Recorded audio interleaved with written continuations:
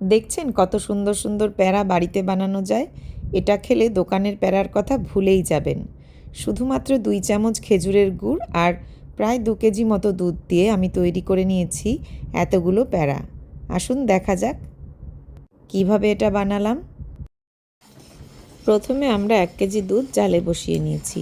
আর দেখুন আরেকটি গ্যাসে 1 কেজি দুধকে আমি ভালো করে ফুটিয়ে ক্রমাগত নাড়া দিতে দিতে ভালো করে ফুটাতে থাকতে হবে। আর সেটাকে বানিয়েছি ক্ষীরের মতো। দেখুন 1 কেজি দুধ এখানে 250 গ্রাম দুধে পরিণত হচ্ছে। এই দুধে আমি 2 চামচ খেজুরের ঝোলা গুড় মিশিয়ে রেখেছি। আর পাশের গ্যাসে বসিয়েছি 1 কেজি দুধ জাল দিতে। এবার দেখুন ক্রমাগত নাড়াতে নাড়াতে দুধটা দেখুন এখানে ক্ষীরে এসে পরিণত হলো, অনেকটাই কমে গিয়েছে। এবার আমরা পাশের যে দুধটা জাল দিচ্ছিলাম সেই দুধটা এর মধ্যে ঢেলে দেব। এবার সেই ক্ষীরের মধ্যে আমি দেখুন দুধটাকে আস্তে আস্তে ঢেলে দিলাম। ঢালার পরে আমি এটাকে আবার নাড়াতে থাকব এবং লো স্টিমে এটাকে শুকাতে থাকব। এবার আমি এখানে নিয়ে নিয়েছি একটা আমুল স্প্রে পাউডারের প্যাকেট। এই প্যাকেটটা এবার আমি এখান থেকে খুব সামান্য পরিমাণে, যেমন ধরুন হাফ কাপের মতো আমুল স্প্রে আমি এই দুধের মধ্যে দিয়ে দিলাম। আমি 1 কেজি দুধ পুরোটাই সেই ক্ষীরের মধ্যে দেইনি, কিছুটা দুধ মানে 1 কাপের মতো দুধ আমি রেখেছি পাশে, দরকারে এটা ব্যবহার করা যাবে। এবার আমি আস্তে আস্তে আমুল স্প্রেটাকে দুধের মধ্যে মেশাতে শুরু করলাম। হ্যাঁ, ক্রমাগত কিন্তু এটা নাড়াতে থাকতে হবে, না হলে আমুল স্প্রে দলা পাকিয়ে যাবে। দেখুন নাড়াতে নাড়াতে অনেকটাই এখানে শুকিয়ে এসছে। এইভাবে যতক্ষণ না একদম ক্ষীরের মতো হয়ে যাচ্ছে এই মিশ্রণটা, এইভাবেই নাড়াতে থাকতে হবে।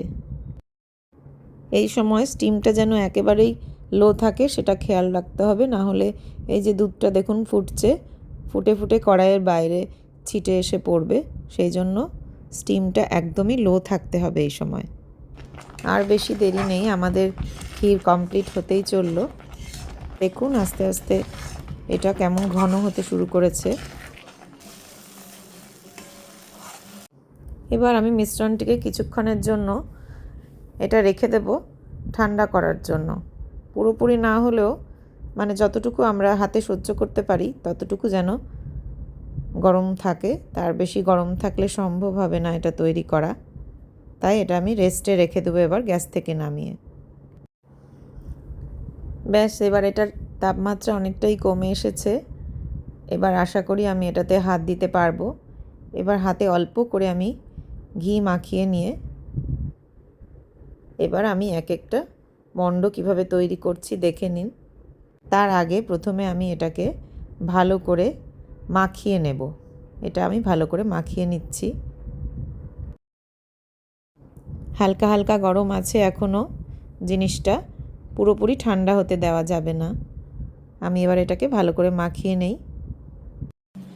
এইভাবে হাত দিয়ে গোল গোল করে দেখুন এক একটাতে এক এক রকম, আমি কোনোটাতে আঙ্গুল দিয়ে আঙ্গুল বসিয়ে মাঝখানটা একটু গর্ত করে দিয়েছি, কোনোটাতে আমি চামচ বা চাকুর ব্যবহার করে সেটাকে দাগ দাগ করে ডিজাইন করে দিয়েছি।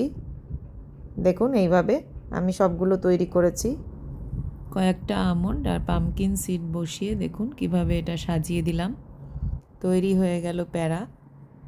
দেখতে যতটা সুন্দর লাগছে খেতে কিন্তু এর থেকেও বেশি সুন্দর লাগছিল।